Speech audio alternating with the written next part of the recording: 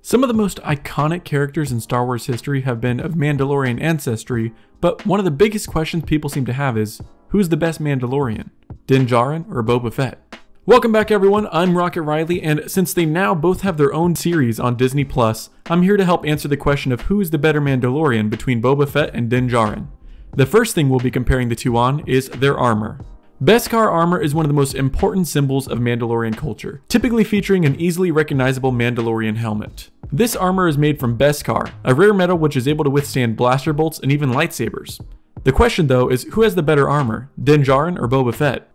Din Djarin had his original armor destroyed after an intense battle with a Mudhorn and received new Beskar armor as a reward for a bounty. This shiny new armor sets Din apart from the rest of the bounty hunters and has a very high level of structural integrity. Boba Fett, however, has some of the most iconic Mandalorian armor of all time. Ever since his appearance in The Empire Strikes Back, fans have admired his unique green armor, featuring a distinctive dent in the helmet. This armor was even able to protect Boba from the acid in the Sarlacc's stomach. Since Boba's armor has a more unique look and a long history, going all the way back to its original owner and Boba's father, Jango Fett, Boba Fett beats out Din Djarin on who has the best armor. While Din Djarin likely has more protective armor, Boba Fett simply has a better story and is more recognizable as a Star Wars icon. The next item to discuss is the two Mandalorians' hand-to-hand combat abilities. Mandalorians are typically trained from a young age in melee combat, and these two are no different. Boba Fett was raised by legendary bounty hunter Jango Fett, and Din Djarin was raised as a foundling by the Children of the Watch, both of which helped form them into formidable fighters. We've seen much of Din Djarin's capabilities in hand-to-hand combat, but he relies heavily upon his weapons and gadgets. Boba Fett, however, has shown his melee strength on multiple occasions. Although he was easily knocked into the Sarlacc pit by a blind man, Boba Fett is one of the most impressive fighters in the Star Wars galaxy, likely due to his training with the Tuskens. Because of this training, he's able to take down large groups of enemies with melee attacks only. It's this training with the Tuskens, I believe, which puts Boba in the lead for this category. The next category to compare the two on is their weapon abilities. Both Din Djarin and Boba Fett have a large arsenal of weapons on them at all times, including a series of blades, blasters, grappling cords, and wrist flamethrowers. Weapons unique to Boba Fett include a backpack rocket and knee pad rocket darts. Weapons unique to Din Djarin include the whistling birds and the Ambon phase pulse rifle. While both feature their own unique weaponry, Din Djarin's are better simply due to the fact that they're able to take down many specific individuals in a group and also completely disintegrate his enemies. These weapons and his skill in using them puts Din Djarin in the lead for this category.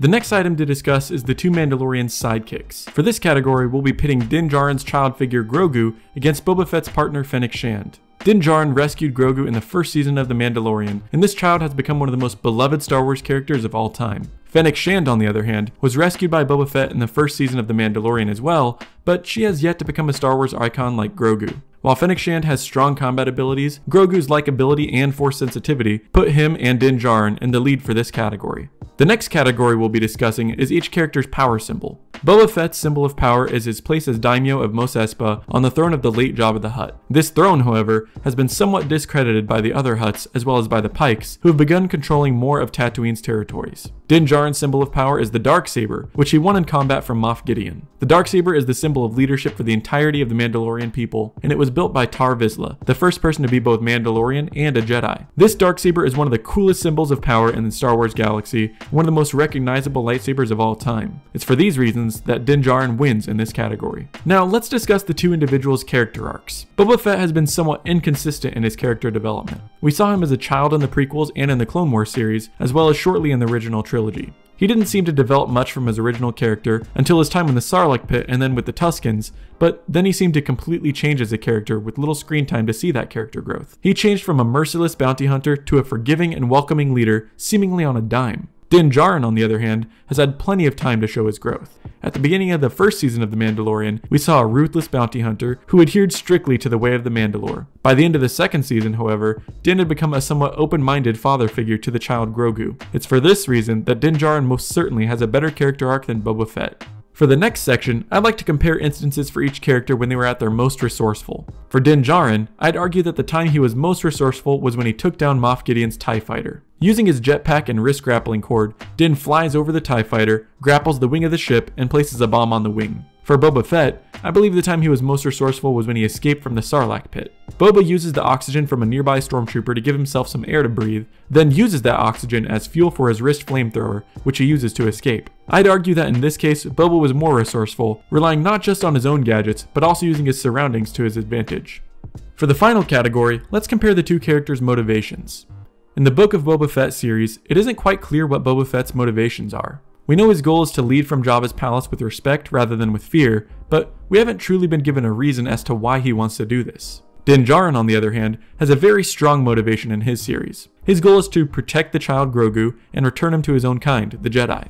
He has a strong motivation to protect Grogu because he sees him basically as his own son, and he would put protecting Grogu above all else, including his own life. It's for this reason that Din Djarin has a stronger character motivation than Boba Fett. That brings the final score to Boba Fett with 3 and Din Djarin with 5. So I'd argue that Din Djarin is ultimately the best Mandalorian, and he's become one of the most iconic Star Wars characters ever in a very short amount of time. For a complete rundown of everything we know so far about another iconic Star Wars character series, check out this video on the upcoming Obi-Wan Kenobi series. Also, don't forget to subscribe, like this video, and thanks for watching Rocket Riley.